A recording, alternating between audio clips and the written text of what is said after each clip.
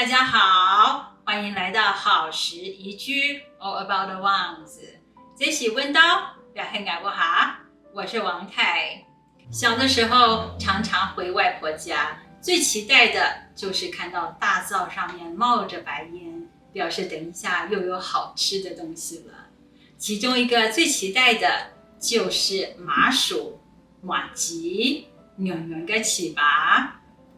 碰巧王先也喜欢，虽然他不是客家人，王小哥也很爱，所以在这边我就将着美国可以买到的糯米粉，这是日本的糯米粉，这个标志上面有马，另外一包我用完了，上面的标志是大象，我会轮着用。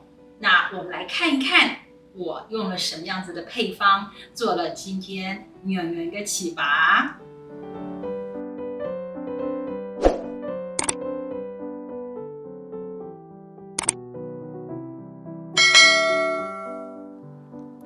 这是有码标志的糯米粉，今天需要270克，倒进另一个较大的搅拌盆。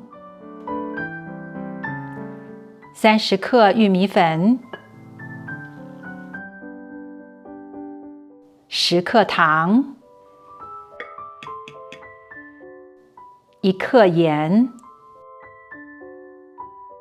先搅拌几下，让刚刚加进来的材料初步混合，加进300克滚水，均匀地倒在所有的粉料上面。这时候糯米粉已经被热水糊化，所以不是很容易搅拌。只要搅拌盆里没有水分的时候，再加进一般室温水。这里有200克冷水，我会分2次倒进来。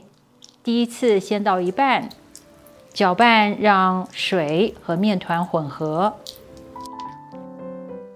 我的经验是，有马和大象的糯米粉相似度很高，需要第2次再倒剩下的一半水，才能将所有的干粉混拌成团。日本糯米粉可以只用170克的室温水，大家可以根据自己买到的糯米粉增减第2次的用水量。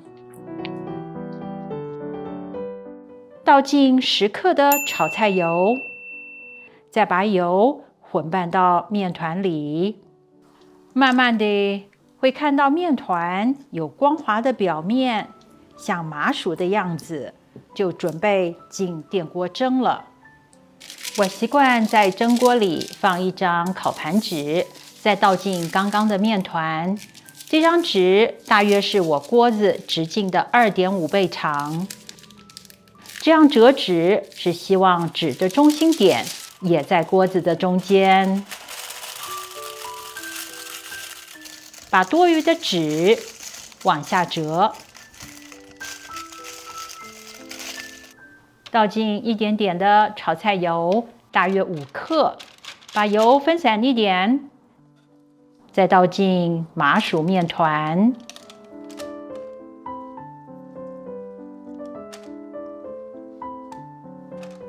在面团上搓一搓就平整了。放进电锅，用2杯水蒸。吃客家麻薯一定少不了花生糖粉，在台湾很方便可以买到，我得自己打。我买到的是无盐烤好的花生。我的家人刚好喜欢粗一点的口感，所以我就不打得太细，打过头就变成花生酱了。电锅跳了以后，我就会把麻薯拿出来，让它凉到可以用手操作的时候，我大约等了30分钟。在一个塑胶袋里倒进一点点炒菜油，搓一搓塑胶袋，让炒菜油平均裹在塑胶袋里面。抓着纸的3个角，让蒸好的麻薯从第4个角滑进塑胶袋。现在开始搓揉麻薯，这个动作我大约做了2到3分钟。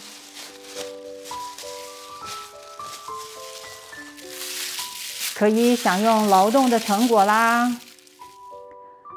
小时候在外婆家吃麻薯，都是用大铁盘，手脚快一点才能多吃一些。在盘子里放进花生粉，依照家人喜欢的甜度放一点糖。